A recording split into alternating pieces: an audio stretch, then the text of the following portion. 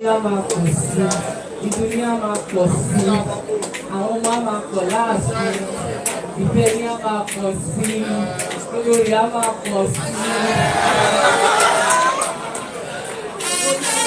Ṣé ní bàbá rẹ̀ ni ó dẹ̀ kanlẹ̀?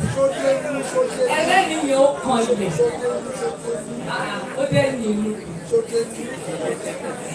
Ẹ bá mi ṣe kábíyèsí fún bàbá. Kábíyèsí is the husband of my youth. I enjoy calling him that. God bless him for me. Huh? I'm still a youth. Mama youth will not me. So thank you so very much. Thank you. And know this that we love you. I will always say we go up. We love you so much. People that love me, go love me. I remember that love me.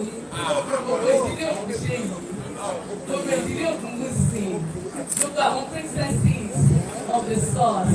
Look at love me. Look at Pasero. God, we always love you.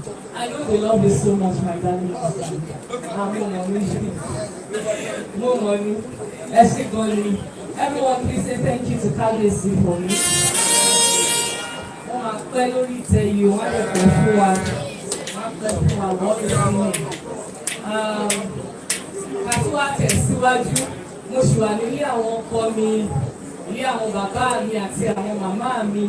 Mo délé mo rí àwọn màmá, mo délé mo rí àwọn bàbá. The family of Ogunwusi has deeply touched my spirit today. So much. Àwọn ìdílé bàbá, they've been wonderful today. They've been so wonderful, not just today. I actually did not plan anything like this, to be honest. Mo kàn ní kí n jí láàárọ̀, kí n gbé Ọlọ́run tóbi, kí n bẹ̀ lọ sùn mi. But you see, it's been a covenant of God upon my life. Ọdọọdún ni wọ́n máa ń ṣe bí orò ni. And so I said this year, I just want to sleep and say thank you to God in the living room. And one of Kábíyèsí's sisters, Yèyétù, wọ́n pè mí. Wọ́n ní báwo la ṣe fẹ́ ṣe tọdún yìí. And I just didn't know how to say, mo fẹ́ sùn, mo fẹ́ jí mi. Mo ní bẹ́ẹ̀ bá ṣe ní ká ṣe ṣe ni. And to the glory of God, for those who are close to me, they will know that it's not really, I don't know how to put it. How could this have been me alone? They stood by me, every one of them. So cool, like, bàbá mi gidi ni wọ́n. Mo kí yín o. Mo fi ti Adétadé kí yín, ẹ jẹ́ kí yín dáadáa. Mo fi Adétadé kí yín.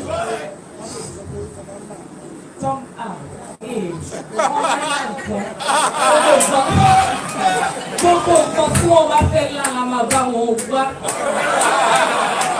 Àwọn tó máa dáná fún sòpò wà nílé wa.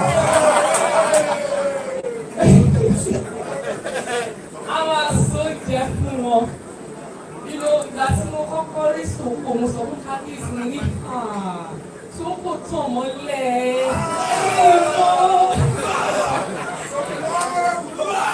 Àwa tí gbogbo ìyàbẹ̀ yẹ.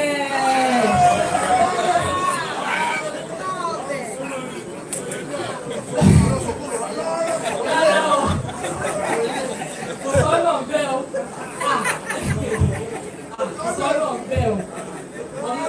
Mo ti yálé ná. Bẹ́ẹ̀ ni, Soko is handsome inside, is handsome outside. Ṣé bá wò wọ́n need introduction? Wọ́n find God is the delight of many beautiful women. Kábíyèsí ti máa ṣàyí òmìnirí ìmọ̀. Àìsàn yìí kan gbogbo ọmọge lórí ìwọ̀n. Kábíyèsí ẹ ti pọ̀ jù. Ẹ pọ̀ gan àríwá yìí fún mi.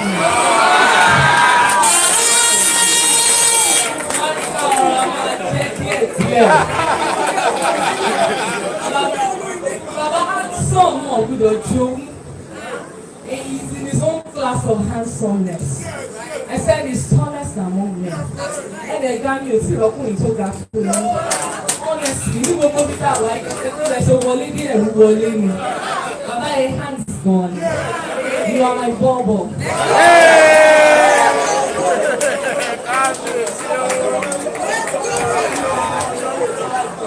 Bàbá tí wọ́n wọ ìṣẹ̀lẹ̀ dáadáa. Mo tún wá fẹ́ kí ọmọ ọba gidi tó kò gidi. Prince Adétúnjí Ògúnwùsì láti mi ni wọ́n wonderful. I am very honored. I will say I never knew that you can honor me this way. Daddy, I never knew that you can honor me this way. I never knew that you can honor me this way. I say honor me this way. Thank you, Daddy. Èmi nìkan tán ẹ pọ̀ gan-an. Ṣé mo tábàlì bàbá tábàlì wà sọ pé àwọn pọ̀ gan-an ni. Thank you, sir. Ẹ kú ìfẹ́ mi. Èmi kì í tíntín náà. God bless you, sir. Gbogbo èkó ló wọ bí lẹ́nìí. Cat gbogbo lẹ́yìn àjẹwà ń bí just for this little me. Ẹ ṣe gan-an, sir. And àwọn yèyé mi gangan. Like I said the other time, they helped put this together. It was their, how do I put it? One inspire me, one the spirit love. So thank you, ma. Ẹ ṣé gan ni láti orí ìyé Fọláṣadé, mọ́mì mi ní ilé òkè òtórúkọ yẹn pè. Títí dé ìyé Adéṣọlá, àdé ìyé Adébímpé, ìyé Folúṣọ́. Gbogbo wọn ni wọ́n máa ìyá débi pé máa ń kó sí orí mi gan-an ni. Tó bá ti wọ ọbẹ̀ ó máa ń wú ni, màá ní ṣé mi náà. Ó ní wọ́n ṣe máa ń ṣẹ́jú mọ́ mi bàbá lórí ojú yẹn. Orí yẹn máa ń lẹ̀ gan-an ni. Bí wọ́n ti mo ti rójú yẹn lára bàbá ni mi ti lọ mọ́. Mo ní mo dé sílé bàbá mi. Ẹ ṣé gan-an ni, thank you to all the family members. And to the very beautiful princess of the source, very bona fide, first before any. God bless you. She's Iya Aminiye, you know, she's my husband's heart. Princess Adiola, God bless you. I am so honored to Emi no. Ìyá ọkọ mi, ẹ ṣé gan ni. God bless you. God bless you. God bless you. Thank you for coming. All the way from Abuja, everywhere, thank you. And to all the princesses of the sauce. Ẹ̀yin tẹ́ máa ń múnú bàbá fún tẹ́ máa fi sọ́ọ̀sì sínú ata wọn. Tẹ́ máa ń jẹ́ kó ní Yorùbá flavour nú. Tẹ́ máa ń ní pepper. Ẹ ṣé gan ni. God bless you. Mo rí yín mo kí ẹ kí bàbá kan rárẹ̀rìn mú sẹ́nu. Ó wọlé sí wọn lára. Mo rí gbogbo yín o. God bless you. Princess Fọláṣadé, if I'm not mistaken. Oh, there is another daughter of Kábíyèsí in here. Òyìnbó ni wọ́n. Níjọ́ tí mo rí orí, oh my goodness. Ẹ̀fọ́ yìí gan ni. Ṣé ẹ mọ̀? Ẹni tó jẹ́ ní òfin oṣù lè bí pupa nìyẹn. Ẹ mọ̀ tí a bá pa gbogbo náà bí iná sì máa wà. Àbẹ̀rù jẹnẹrétọ̀. That's your adopted daughter of Kábíyèsí. God bless you, Dr. Elizabeth Jakrit. You are wonderful. You are amazing. In fact, I just said maybe she would come. Or she wouldn't, and you honored me this way, and you are looking so beautiful this night. God bless you. God bless you. I don't want to take too much time, but I said I must do it. With the fellow, I want to leave by you. And then kí n tún sọ́dọ̀ wòlíì ká tó máa bọ̀ lọ́dọ̀ yẹn Naomi tó rọ̀tọ̀ láyé wọn ìyá nìyá yẹn Prophetess Mary Olúborí ọlá ń bí wọn nú ní òkè wọn bẹ́ẹ̀ ni àwọn ọlá màmá yẹn máa ń bí wọn nú gan ni. God bless you ma. God bless you. God bless you. God bless you. Wọ́n ní yé blọ́ọ̀gì yín wọ́n máa blọ́ọ̀gì wa lọ ni. God bless you, ma. Ẹ ṣé, ẹ kú ìdìde. Thank you for beating the traffic and everything and for supporting and making sure we have a beautiful night today. Ẹ ṣé gan ni ma. God bless you. Mo kí yín o.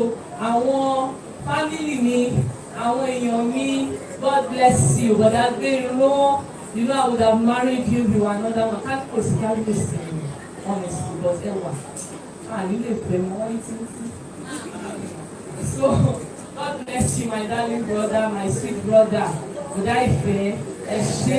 Thank you for still staying with me and standing by me. Priscilla Yatabita Oshio Onifeo. Thank you, Similoluwa. I love you so much. I love you. Thank you for representing. I can't be all up in people's faces, but you do that for me. Thank you. Thank you. Anytime. Àkọ́tún jẹ́ kí n love kábíyèsí gan nìyẹn nígbà tí mo gbọ́ pé ní oh my God àwọn tí ní ilé bọ́ sí mi ilé orúkọ yẹn dùn gan ni. God bless you. God bless you. Everyone who has come from all the queens that came from their kingdom to celebrate with me. Everyone who made today possible. If I did not mention your name, then I might get back. If I just didn't mention your name, know that I can't spend the whole day being you, you know, but especially me. I love everyone that is in here. Thank you for coming out tonight. Thank you for waiting and being patient with us. Lord, may you shake more. Thank you for representing me and your answer all the time. God bless you. God bless you. Gbogbo ẹ̀yin bàbá àti màmá olórí. Àwọn ọba aládé tó jáde. Gbogbo àwọn ará inú ààfin. Ẹ kú fẹ́ mi. Ẹ ṣé gan ni. God bless you. Ẹ lọ́wọ́ ọ̀tọ́jú lára mi. Ẹ ṣé. Thank you for God bless you for coming tonight. And I hope that you enjoy the rest of tonight because kò tí ì tán. Orí ń wà lára wọn gan, ijó dẹ̀ wà lára àwọn èèyàn. So but I just really must say thank you before everyone leaves and they did not hear my Thanksgiving. Ẹ ṣé gan ni. Thank you all. Ẹ ṣe sùúrù. Ẹ má jẹ́ àbùkù. I must say thank you to my mother. Kábíyèsí ó ní mo ṣe kẹ́ mi. Ó ṣe díẹ̀ máa ń mi létí mi. Ẹ̀wọ̀n pé tí yín náà ní queen mother. God, thank you for reminding me. My mom is awesomely blessed by God. She's an amazing woman. You know, she's got this aura, this love within her that radiates on the outside of her. She's just awesome.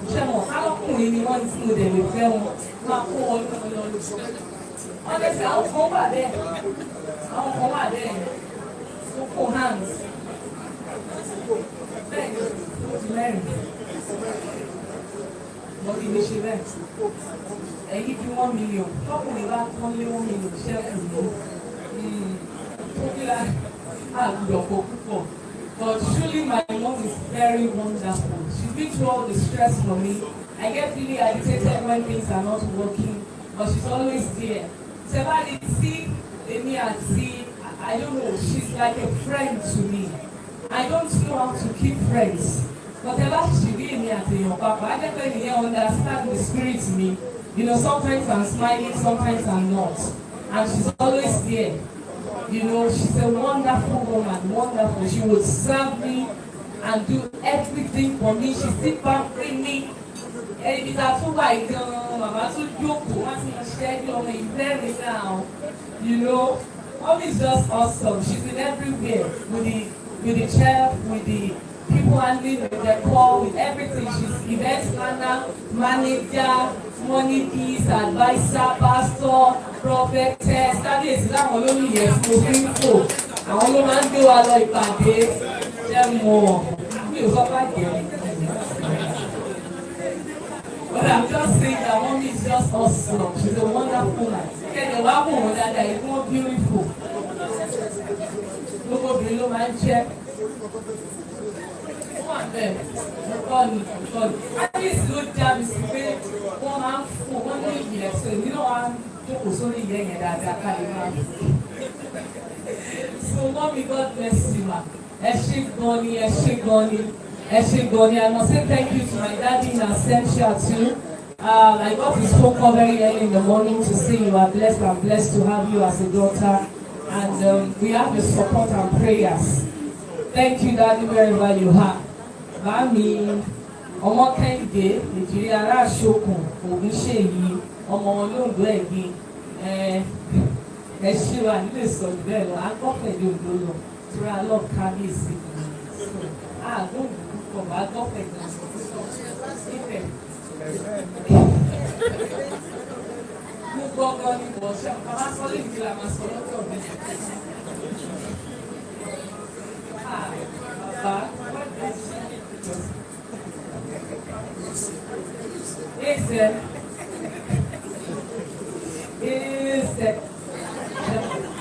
glory, àwọn para, ẹsẹ̀ para, àsìkò,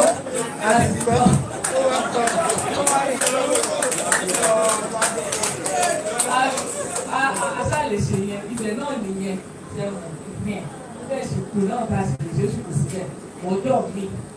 So thank you very much. Thank you all for making me smile. It's a whole lot of effort. Now, if you want to come and learn, mo ló get our butter like one. Come and learn instead. You know, I'm putting on one lane.